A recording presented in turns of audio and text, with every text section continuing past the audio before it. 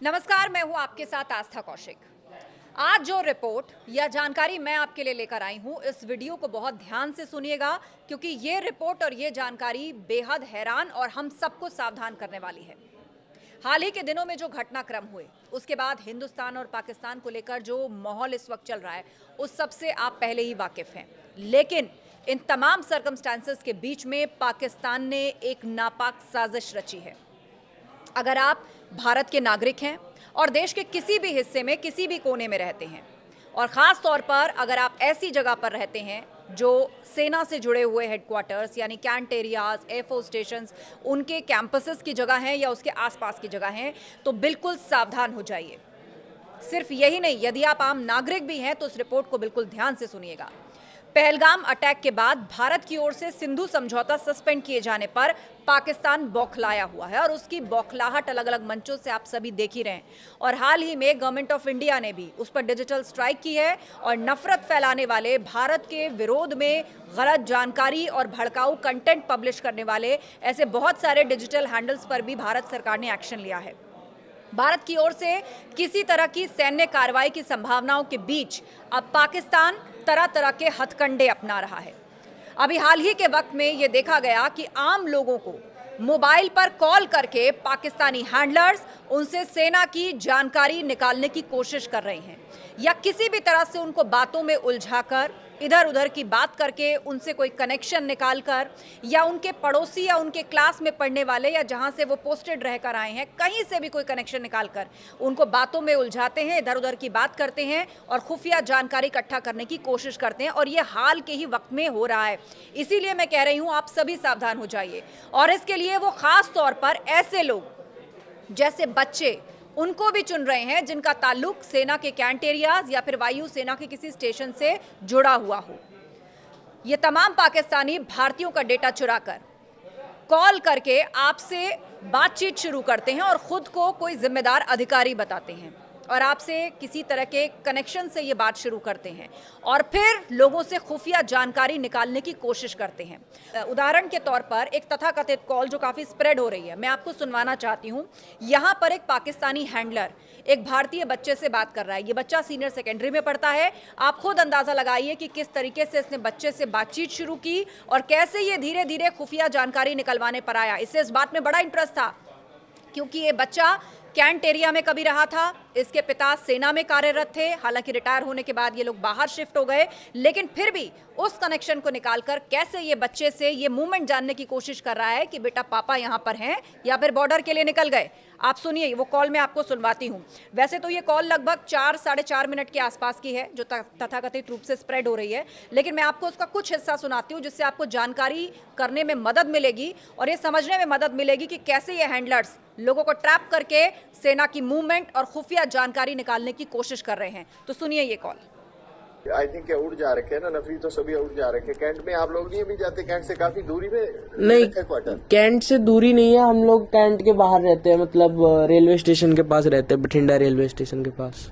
हाँ, तो फिर उधर से तो गई है ना, उधर से तो ट्रेन पे आपने देखा भी है ना कि आउट हुए हैं सभी, वो फैमिलीज रह गई पीछे बैठ। नहीं, बठिंडा स्टेशन से तो कोई ट्रेन नहीं जाती है। नहीं, मिलिट्री ट्रेन तो आउट हुआ है ना, मिलिट्री ट्रेन पे जाएंगे ना, वो सिविल ट्रेन में थोड़ी जाएंगे। फौजी जो आगे अपने गए ना, अभी आपको पता ही है, ये इनके साथ ये अपने जो आतंकवादी हैं इनके साथ अपना चल रहा है ना, मुठभेड़ चल रहा है अभी पाकिस्तानियों के साथ। वो तो भैया वो जाने, मुझे क्या पता ये क्या चक्कर चल रहा है क्या नहीं चल रहा है। मैं तो घर में खाता हूँ, पीता हूँ, सो जाता हूँ। अच्छा, चले बेटा, आप तो अभी आगे नहीं स्टडी नहीं कर रहे हैं आगे? नहीं, मैं प्रिपरेशन कर रहा हूँ सर जी। घर पे खाता हूँ, पीता हूँ, नहाता हूँ, धोता हूँ, पढ़ाई करके सो जाता हूँ फिर से।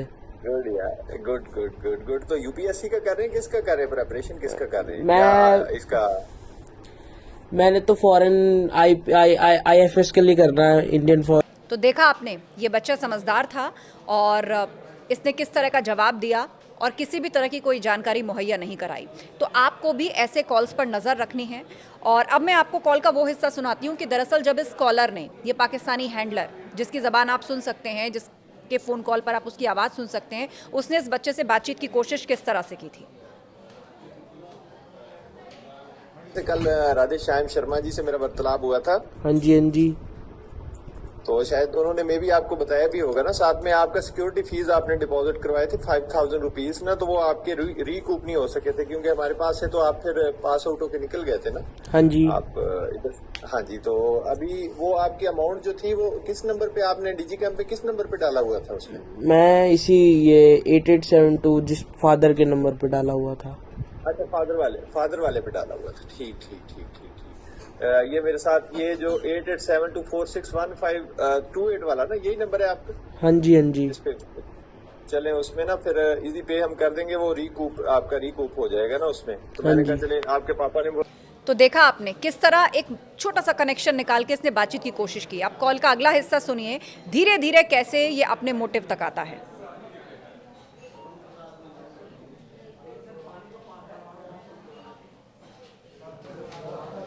इसके लिए बॉर्डर वाली साइड पे निकल गए।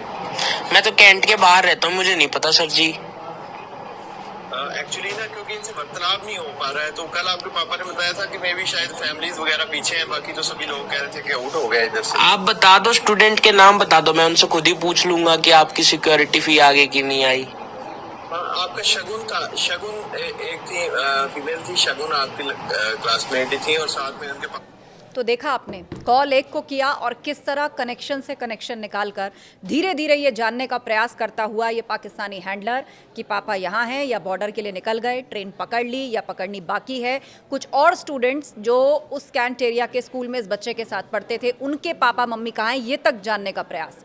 तो अगर आपके पास ऐसा फ़ोन आता भी है तो आप बिल्कुल सावधान रहें और लंबे समय तक फ़ोन पर बिल्कुल बात ना करें। आपके परिवार से संबंधित कोई भी जानकारी या फिर ऐसी कोई भी खुफिया जानकारी जो मौजूदा माहौल में संवेदनशील हो सकती है, उसे बिल्कुल शेयर ना करें। गलती से भी भेजे गए किसी लिंक या मैसेज को ओपन ना करें और ना ही कॉल करने वाले को अपने परिवार, लोकेशन, यहाँ तक कि अपने बैंक, एटीएम की, फाइनेंसेस की किसी भी तरह की जानकारी ना दें। और यदि आपके पास ऐसा कॉल आए और आपको शक हो तो फौरन इसकी इत्तला अपने संबंधित पुलिस थाने को ज़रूर दें।